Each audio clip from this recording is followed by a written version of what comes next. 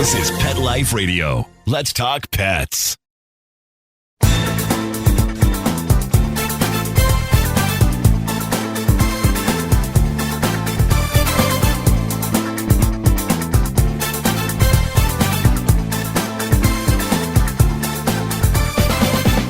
Hi everybody, Cheryl from Unleashed, and today I'm honored to have Joe Worley from America's VetDogs. Hi Joe, how you doing? I'm good, how are you doing? I'm wonderful. I'm so glad you're here, and I want to talk about your experience and let our listeners know you're a retired Navy Corpsman. Now you're an ambassador for American VetDogs. They're out of Smithtown, New York. Yep, that's right. Yeah, I'm from Long Island. I know about them, and they do wonderful work.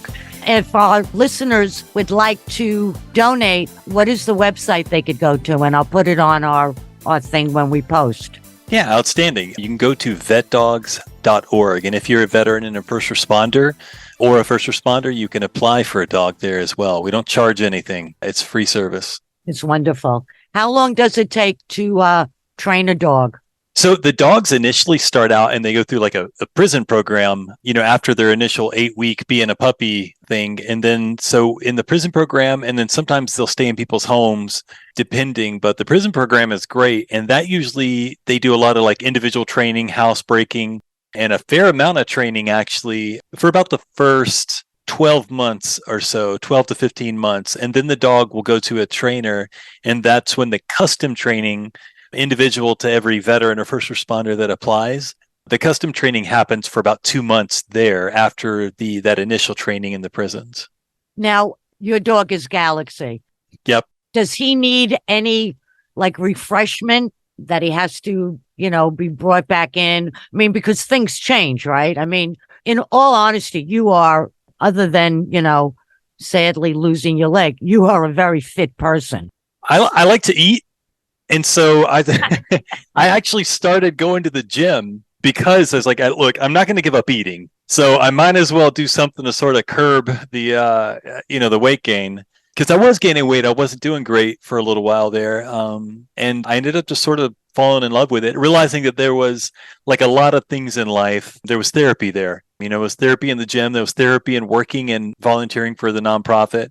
And so Galaxie himself has been fantastic. Just like my first dog, Benji, I haven't needed any retraining, but we stay pretty active. I think what happens when people need retraining, their needs change. So if I were to become hard of hearing or my mobility got worse, there may be some other things that he could be trained to do, in which case they would for free retrain him or fly a trainer out to refresh as needed. But I haven't needed anything with him. He's incredible. And why don't you let our listeners know how you came to be? And I want to say on behalf of Pet Life Radio and all of our listeners, I want to thank you for your service and your family sacrifice. I appreciate you so much. Your journey started when? Iraq 208, right? 04. Yeah, I'm 42 now. I'm still young. I won't say that I'm old, but I am seeing the brick wall at the end of the tunnel. I've been telling people it's off in the distance. I can see the brick, but I'm still moving down that tunnel. Feel old. Well, my body's older than I am. My body's been through a little bit more than your average 40-year-old guy. So actually, I was a corpsman with 2-1 Marines. You mentioned that earlier. I was a corpsman. And then I went to Fallujah, Iraq, 2004. And as you can imagine, that was not a fun place to be. Nope. We were the first assault on Fallujah. We lived in the city for about 7 weeks, I believe. And then later on, in the end of our deployment, we had I think we had a little under 2 weeks left. The first vehicle in a medevac convoy got hit with an IED, and I jumped out and went running up to try to help. And the situation was just completely outside of our control. We were on a bridge. Normally we would, circle the wagons to try and make it as safe as possible. And it just wasn't possible to do so because we were on an overpass. There was no way to get around.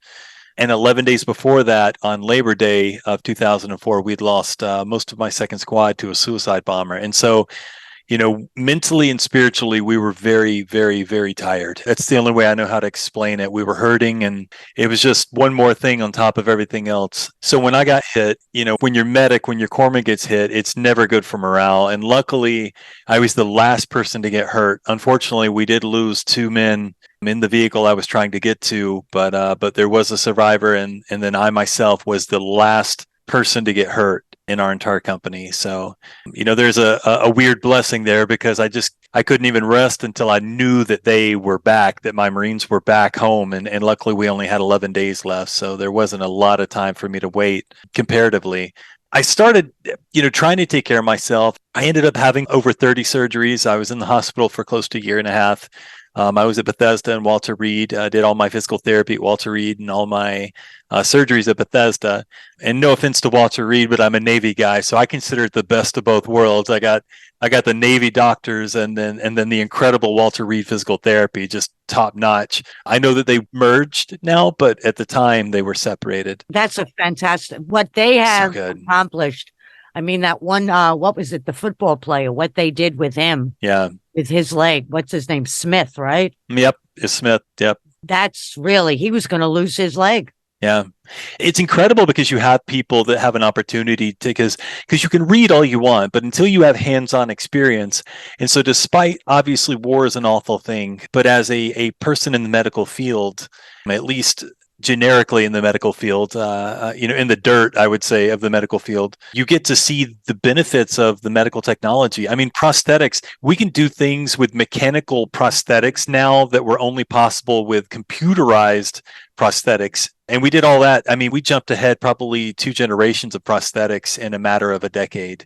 Yeah, some people that have fake hands, they can actually feel. And they can pick up grapes. And I mean, absolutely, hands should go before legs. But after that, it's our turn. So it's a leg guy. So I ended up, when I got hit, I ended up losing my left leg above the knee. And as I said, I went home. I had a brand new 3-month-old daughter I'd never even met. My wife was fantastic. She's great. She's still great. I had a church sending me deer jerky from home. And if you can't get better on deer jerky, you just don't deserve to get better. And I'll die on that hill. But I realized that there was something missing, because physically I was doing what I could, and I just didn't feel like I had, I don't know, I kind of felt like giving up. I wasn't depressed from what I understood at the time. In retrospect, I think I was, obviously, but I needed something else. And I went on a veteran trip and was able to find out about America's VetDogs from a facility dog that worked with Harvey as an occupational therapist at Walter Reed, but this chocolate lab named Deuce, and I fell in love with the dog.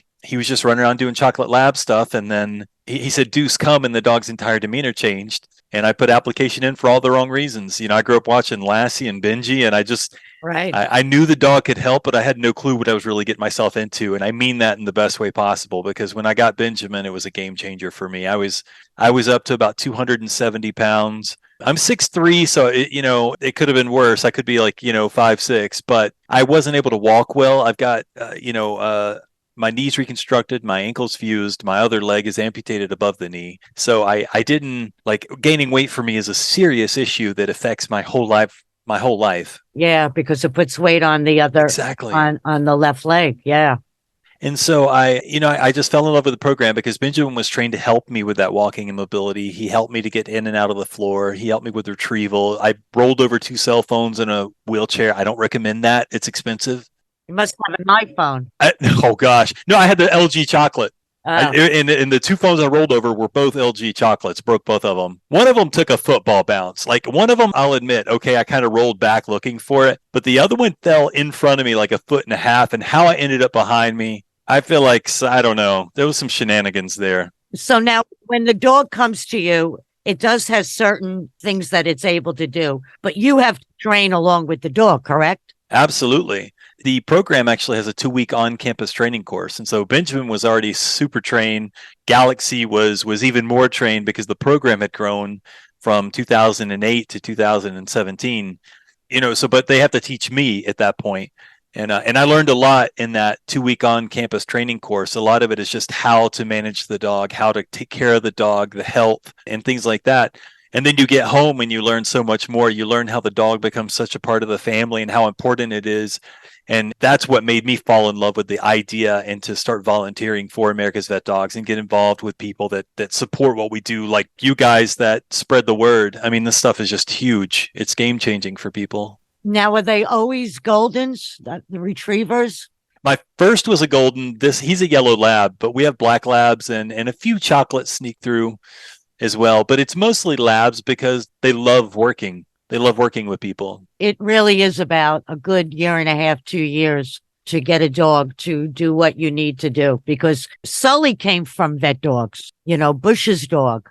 Yeah, that's right. That iconic photo of him in front of his memorial. Yeah. Yeah. I mean, it was just a beautiful picture, and we had no idea what that was going to do. And on my end of it, being in love with the idea of, so I had a 2-year gap when I didn't know about the program, but I had an amazing support system, no drug or alcohol issues whatsoever. And it was still, as somebody who had everything going for them that can go for them in that situation, it was still the hardest thing I've ever done. So I can't imagine what it's like for these guys and gals who don't have that support system, who don't have a strong marriage, and do have to deal with issues with PTSD. And things like that. And so I wanted to make sure that nobody had that gap. And so that side of things, when that picture went viral, we just got we thought it was going to be a huge, like, people were going to start donating. And actually it was applications. I mean, don't get me wrong. There were definitely people that found out about the program and donated. But what the huge explosion was, we ended up with a 2-year waiting list instead of a 18-month waiting list. And it was looking like it was going to be longer. And we've actually managed that down to under a year now. Now, the overall training for the dog can take 18 months or so. But from the time you apply, we can usually pair people up with a dog in under a year now. Like when you met Galaxie, it's got to be, because mine's a shelter dog, Tilly. Yeah. But it was just the thing between us. It's like love at first sight, or I'm going to love you forever. Yeah. Well, she's under 2 and I'm 71, so I'm a little bit nuts. She's a big dog. Yeah. Powerful, but she's good, bad, and wonderful, but certainly, I did have her trained, and she's going to need continuous. She always finds she's so clever. She could knock things off the wall and leave the nails. That's funny. Every dog has its thing. She's into paper and cardboard, and oh my gosh, yeah. She's spiteful. If I should walk outside for a second to talk to somebody and I have a shirt hanging on the door, she'll just pull it down. But, I love her to bits, and it's changed my life. I mean, I had cats for many, many years. When you're single, cats are a lot easier. And I knew I wanted a different kind of relationship. But it has changed my life. Number one, we go to the dog park every day. She is definitely an athlete. And the people you meet, dog people, are wonderful. It's a whole different breed of people. It really is. Yeah. Yeah. I mean, we became like a family. And, all my neighbors know me because, I walk her a zillion times a day. Yeah. But it really is a wonderful thing. Like when you go out, she's in working mode or protective mode. Well, no, never protective. And it's funny, you could beat me to death with a wooden spoon and Galaxie would be like, who's going to feed me now?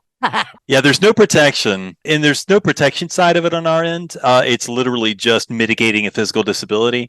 And the reason why is because as a big organization, it can never be our fault if something goes wrong. So if we got bitten, and I've had dogs in the airport, and it's better now because despite the crazy stuff that you have to do to fly on an airplane, it's really cut down on the random dogs that you run into. And so we haven't had a dog bark and lunge at us. We've had dogs bark in the airport, but we haven't had a dog like come after us in probably about 3 years now. So it's been nice.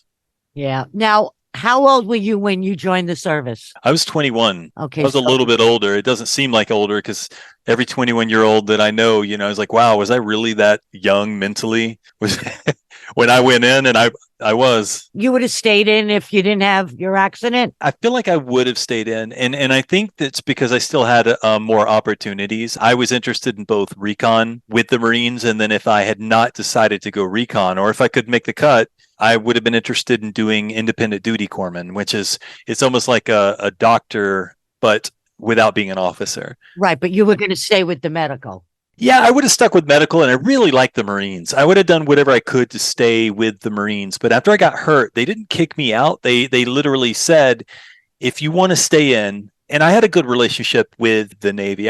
They treated me well, and the Marines loved me to death, which is easy. All you got to do is when they're filling sandbags, you go out there and fill sandbags with them.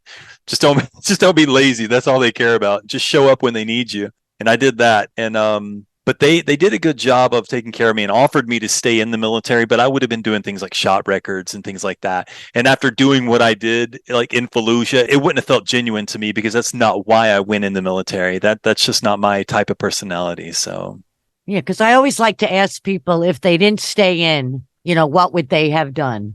What would their college and then what? Because there are a lot of opportunities with the military. It's me getting hurt opened up a lot of opportunities for me in a lot of ways. Exactly. Not just good parking, but also, the people that I've met, I fell in love with the people and the dogs at America's Vet Dogs before I fell in love with the idea. Just the interactions I had with those people. And I've had the same interactions with other people too. Like, Bill Jack was the first time I met them, I didn't know who they were. I'd never I'd never done any of their dog food. I'd never even tried it. So I didn't know, whether they were good, bad, or ugly. And they treated me like family when I met them. And so, it's great because I feel like it's opened up so many doors for me that I feel like I have avenues of career even.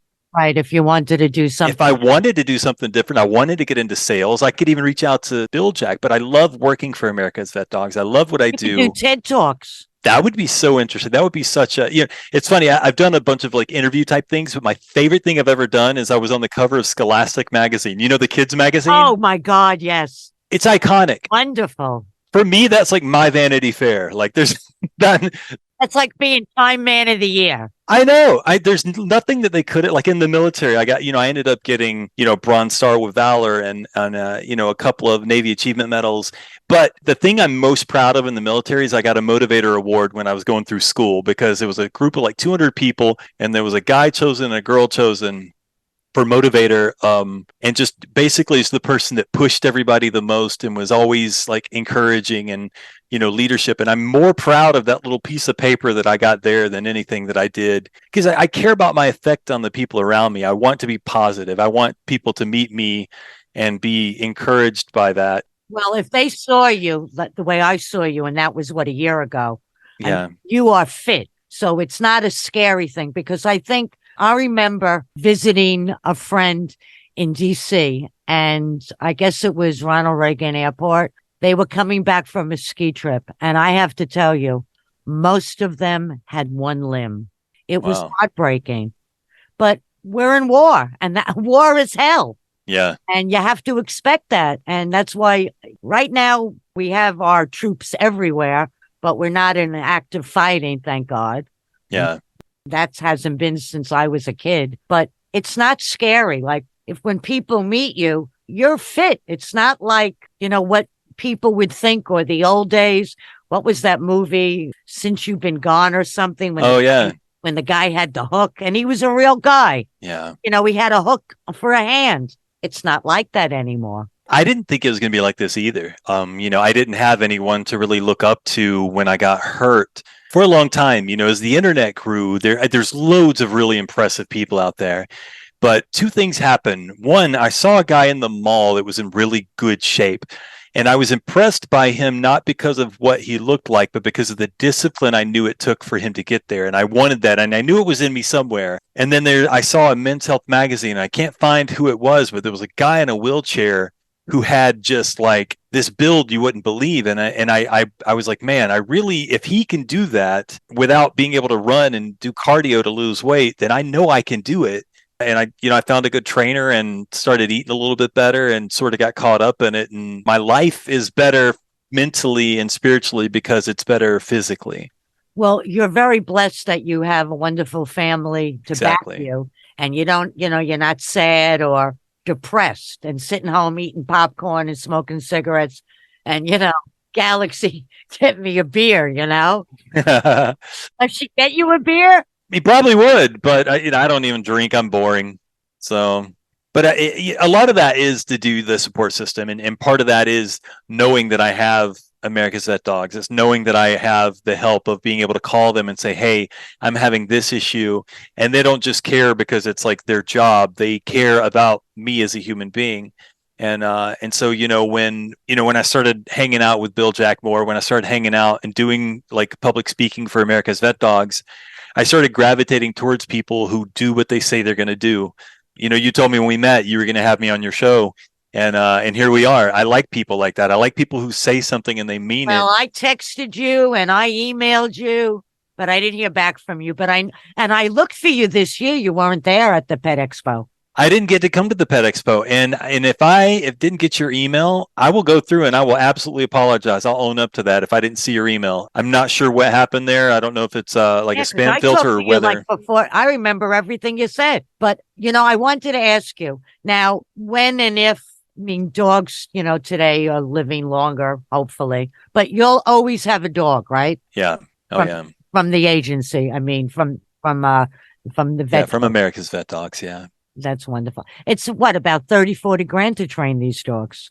It can be up to $50,000 depending on what's needed. And the reason being is that, for some people, these people's lives are in these dogs' hands. They have 911 buttons. It's nightmare interruption. It's catching things before they get bad. There's like a very specific window in somebody's life where they can get help. And this stuff's expensive. And so that's why we work so hard to build these relationships with people. And it's also for first responders like firemen. Exactly. Firemen, policemen. That's right. And a lot of them are looking for the dogs also. Yeah, well, especially, being based out of New York, that's a huge, that's a huge thing. And so people who do the fundraising, people who do what they say they're going to do is what really stands out to us. And I love Bill Jack so much. They've raised over $2 million for us, which is just wild amounts of money.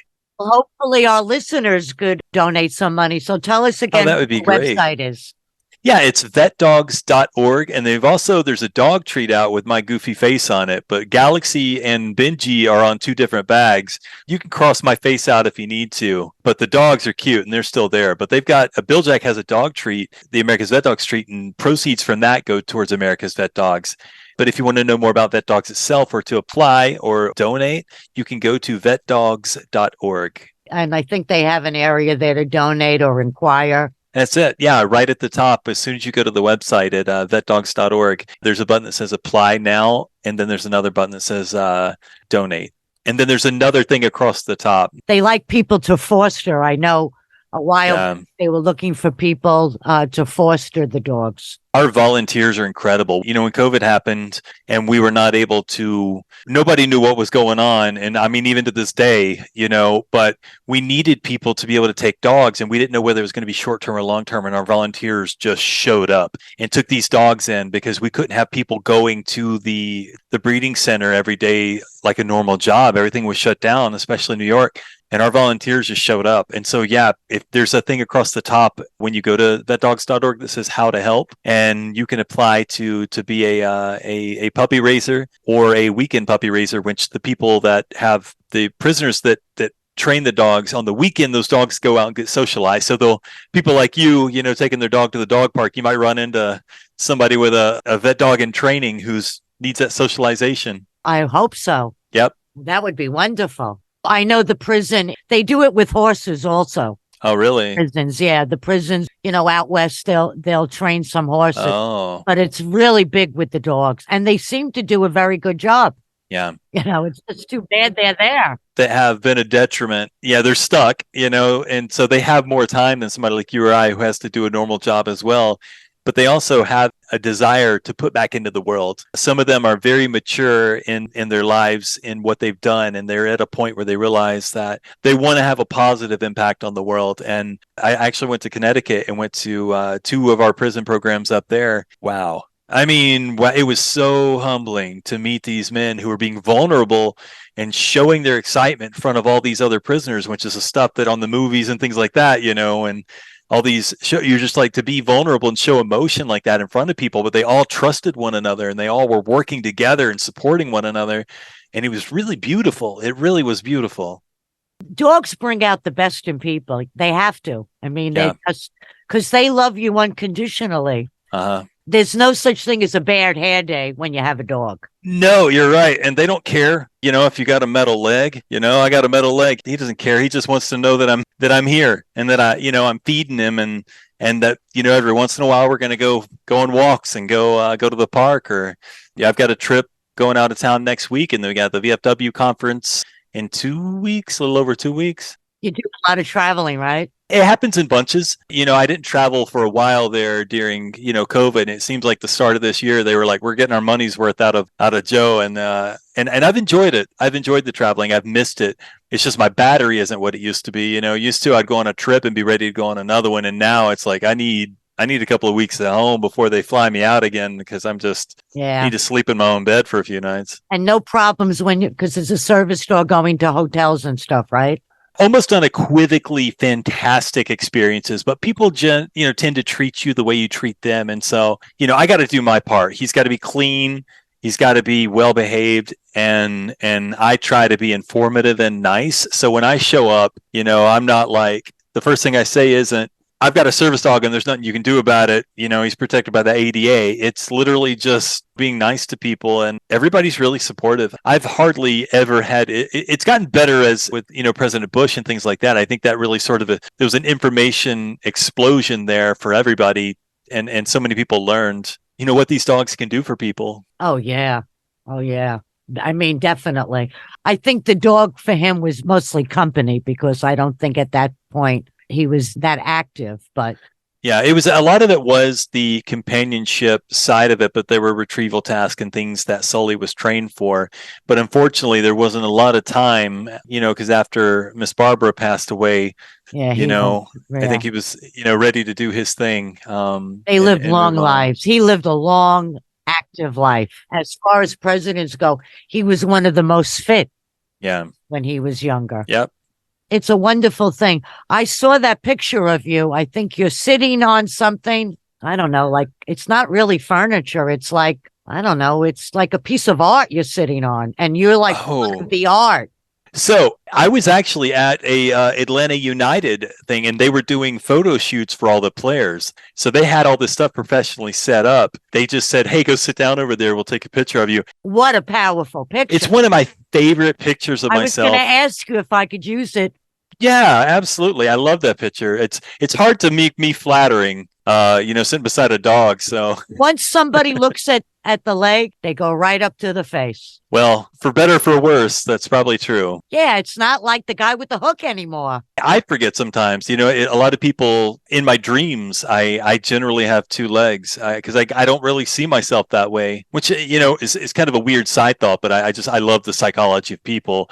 And I delve into I'm always thinking about myself as far as like, introspection of just like, how to improve myself, how to be better. And, it's interesting to me that a lot of people with one leg that seem to be doing well tend to remember themselves in dreams as being perfectly normal. And running or swimming or. Yeah. The Crouching Tiger, Hidden Dragon movies? Yeah, I've heard of them. So basically they're on wires. And so for some reason in my dreams, a lot of the times I can like get my hand on a tree limb and I can just sort of launch myself and it's like moon gravity. So I'm just sort of slowly going over the trees. And so I'm never like flying in my dreams, but in a weird sort of way, I'm kind of like gliding in my dreams. That happens all the time. It's like I enjoy them. I always wake up in a good mood after one of those. Do the vet dogs also provide dogs for people with PTSD or it's just mostly physical? No, we do a lot of PTSD tasks. And so most of the time our PTSD are related to an injury or a TBI of some sort. But we do have dogs that are trained just for PTSD as a primary diagnosis, depending on, the goal being, can we help this person? And so that's what it comes down to is every person is different. Not everyone who has PTSD has symptoms that could be mitigated by nightmare interruption or things like that. So for instance, PTSD I may have is mostly just not enjoying like bassy sounds that I don't see where they're coming from. I don't really have bad dreams. I don't really have anything at this time. It hasn't happened yet. But so for instance, a dog wouldn't be able to really help with that. I don't have a lot of social anxiety or things like that.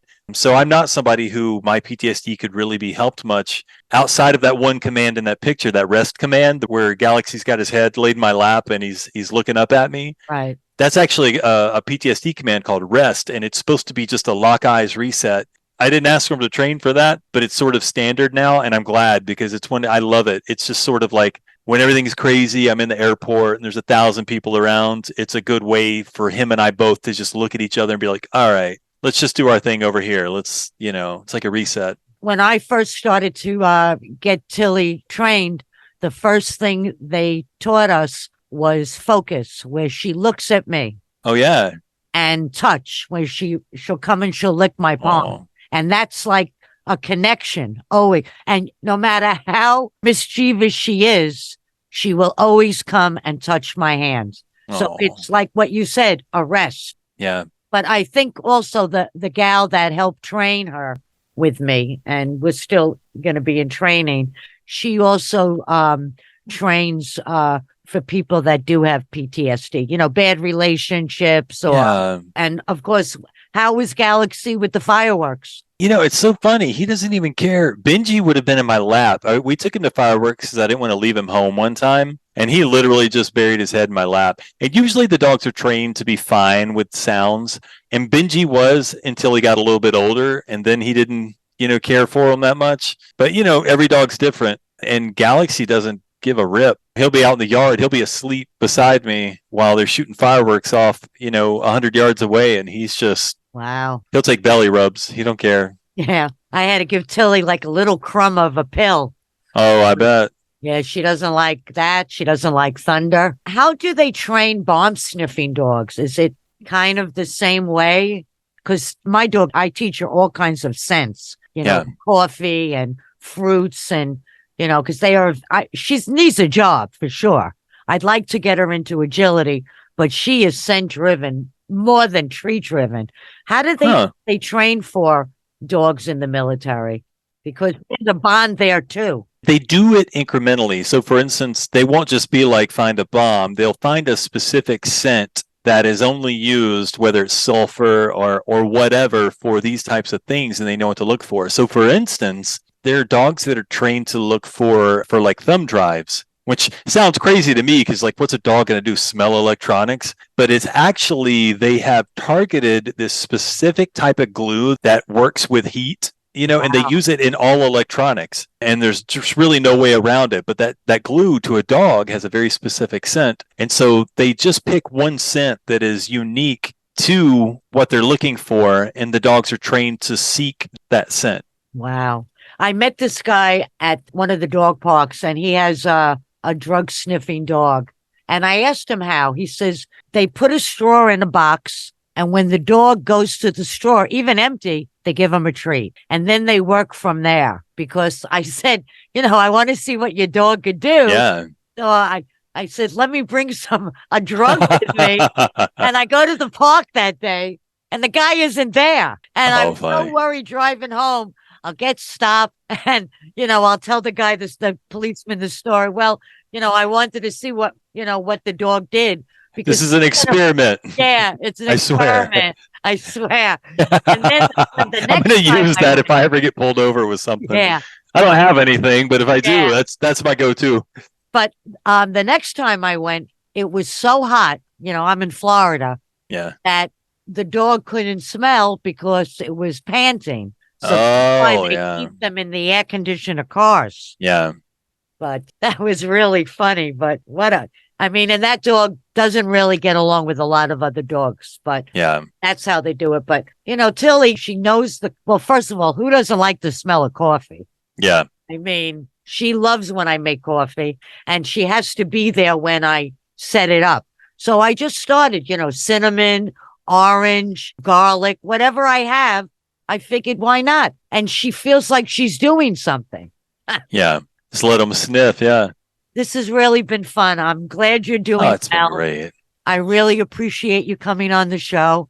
I'll have you on again, and, keep well and happy and thriving. And maybe the next time at the expo, I'll get to pet Galaxie. Yeah, I'll make sure, because you having to wait 2 years is not fair for you or him. Well, at least I knew enough to ask. And, when he was in mode to do his job, I don't want to, but there were a lot of really fun dogs there that year. Yeah, there were a couple of them. Was that the one? I think somebody had a peacock or something there. Oh, I didn't see that, but there was this one dog, Tucker, that every time I threw the ball up, didn't matter where it was, that dog caught it. And I'm talking That's funny. Where it was. Was that a border collie? Yeah. But I was about to say, there's like the most athletic dogs I've ever seen in my life. You see the dog locked eyes on that ball. Oh my gosh. Yeah. Oh, I spent so much. I must have done it 50, 60 times. And the dog's like, I have to catch. It's impulsive, but you're killing me. No, I love that people bring their animals there. It's a lot of fun. We're going to be there again next year. I like going there. It's fun. You meet the most wonderful people. You really do. Animal people. Yep. And for that year, all the beds were circular. Now all the beds are like oblong, Oh, yeah. So when I had a dog, when I grew up, they didn't have beds. They slept on the floor, a rug or something. Even Galaxie's got a cot upstairs that he sleeps on. It's like a foot off the floor. Or not a foot, but it's like 8 inches off the floor. It's good for their back. They have that, when I bring Tilly to the resorts for an overnight, or if I go away, they have them all raised. Even the shelter I got her at had them raised. I think it's good for their back. Yeah. Once I got her a blanket, that made all the difference. She knew she was home because she was left out in a cage. Her, she was fully grown, but she's the best thing to ever happen to me. Really, truly. I'm blessed. And I want to thank you again for coming on. I want to thank Mark. I want to thank Tilly for making me a dog mommy. And to live life unleashed. And everybody be well and enjoy the rest of the summer. See you next time. Bye-bye. Let's Talk Pets, every week on demand, only on PetLifeRadio.com.